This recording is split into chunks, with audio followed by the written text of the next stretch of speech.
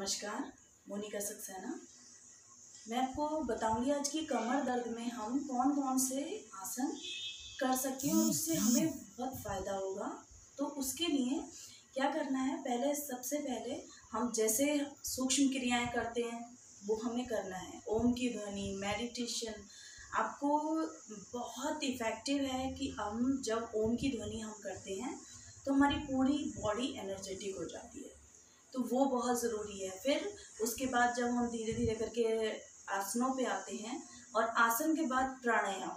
कमर दर्द अगर है तो आपको प्राणायाम पे बहुत जोर देना पड़ेगा ताकि आपका कम से कम जो श्वास की नली है उसके ज़रिए आप सांसों के ज़रिए आप अपने आप को ठीक कर सकें।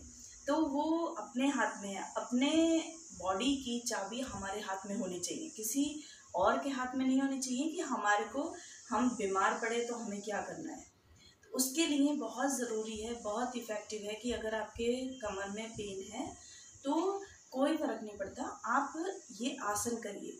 4 तो इसमें मेन है, प्राणायाम तो सब करने हैं, सूक्ष्म क्रियाएं सब करनी है। वो तो बहुत लंबा वीडियो हो जाएगा जब अगर मैं बनाती हूँ तो, लेकिन आप मेन इसमें 4 आसन है। इसके अलावा 4 के अलावा भी सर्पासन आपको कर सकते हैं और आप सर्पासन के बाद जो हम करते हैं धनुरासन कर सकते हैं।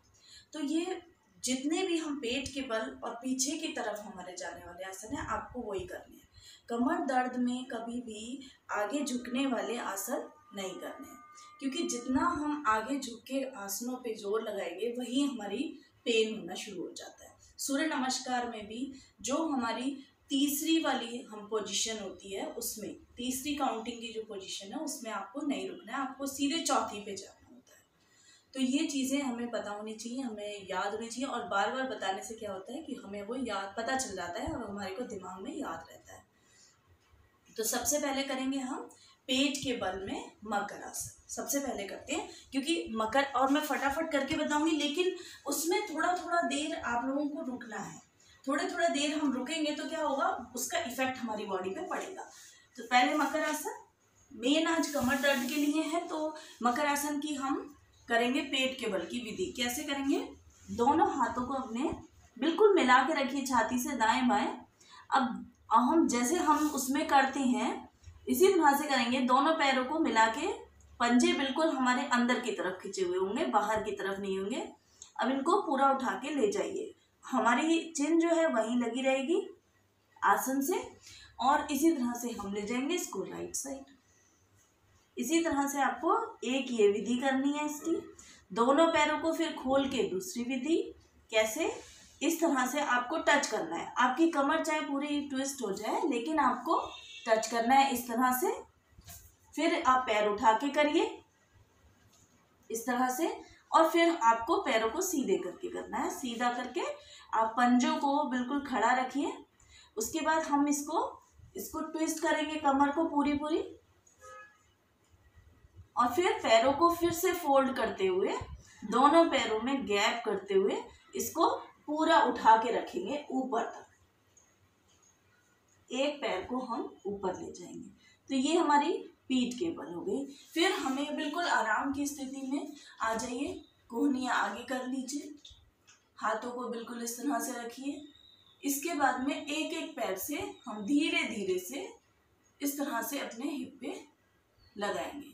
तो क्या होगा कि हमें एक तो कमर पूरी पीछे की तरफ बेंट है, तो उससे क्या हमारे को बहुत इफेक्ट पड़ेगा। उसके बाद हम करेंगे इसमें पीठ के बल। पीठ के बल की जो हमारी विधियां हैं तीनों बहुत इफेक्टिव हैं। इसमें क्या करना है, पहली विधि के लिए पैरों को फोल्ड करिए, दोनों हाथों को खोल के रखिए, या आप अपने सिर के नीचे लगा लीजिए। दोनों अपनी जो हमारे घुटने हैं वो जमीन पे और गर्दन अपोजिट। फिर हम दूसरी साइड लाएंगे, फिर अपोजिट गर्दन और घुटने अपोजिट। इस तरह से हमने करा। इसकी दूसरी विधि मकर आसन की मैं थोड़ा जल्दी करके बता रही हूँ। ये आप कम से कम 10-10 बार जरूर करिए और थोड़ी देर रुकिए। आसनों में रुकने का अपना अलग महत्व होता है। और गर्दन अपोजिट, इसी तरह से गर्दन अपोजिट, इसको भी आप रुक के करिए। ये हो गया दूसरी विधि। तीसरी, दोनों पैरों को सीधा करिए, सीधा पैर उठाइए, इसको ले जाइए और अपना हाथ को आप या तो सीधा कर लीजिए और नहीं तो आप इसके गर्दन के नीचे लगा सकते हैं और गर्दन को बिल्कुल ट्विस्ट कर दीजिए। आपका ये जो माथा है, ये कान जो है आपका टच होना चाहिए और यहाँ पे ये घुटना। फिर इसी तरह से ये कमर पे जितना आप कर सकें, सबसे पहली बात उतना ही करना है। कभी भी जरूरत से ज्यादा प्रेशर मत दीजिए। घुटने को जमीन से टच, गर्दन अपोजिट। तो ये बहुत इफेक्टिव है, हमारी जो नसें होती हैं उनको भी ये खींच के रखता है। इसके बाद में आप चौथी विधि भी कर सकते हैं। इसके बाद करेंगे हम कंधार आसन। कंधार आसन के लिए क्या करना है, दोनों पैरों को थोड़ा सा गैप करते हुए खोल लीजिए, दोनों पैरों के टखने पकड़िए। अब सांस भरते हुए ऊपर उठिए।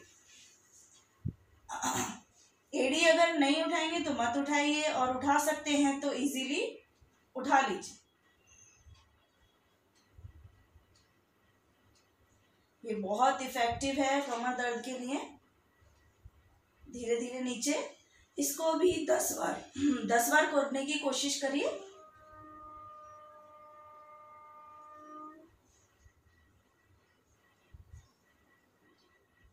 ये हो गया। हमेशा राइट साइड करवट लेके तब उठिए। इसके बाद हम करेंगे कोण आसन।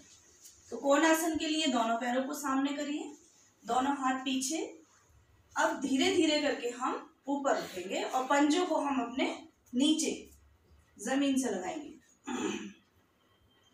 गर्दन पीछे लटका दीजिए। धीरे धीरे वापस। इसको भी 5 बार जरूर करिए क्योंकि बहुत इफेक्टिव है। अगर हमें पेन है तो हमें ये करना है। एक आसन हमारा बचा पोस्ट आसन। तो इसको क्या करेंगे, दोनों अपने टखनों पे रखिए, हथेलियां, गर्दन पीछे। अगर ना हो पाए तो आप यहीं पर रखिए हाथ को, आप पीछे जाइए।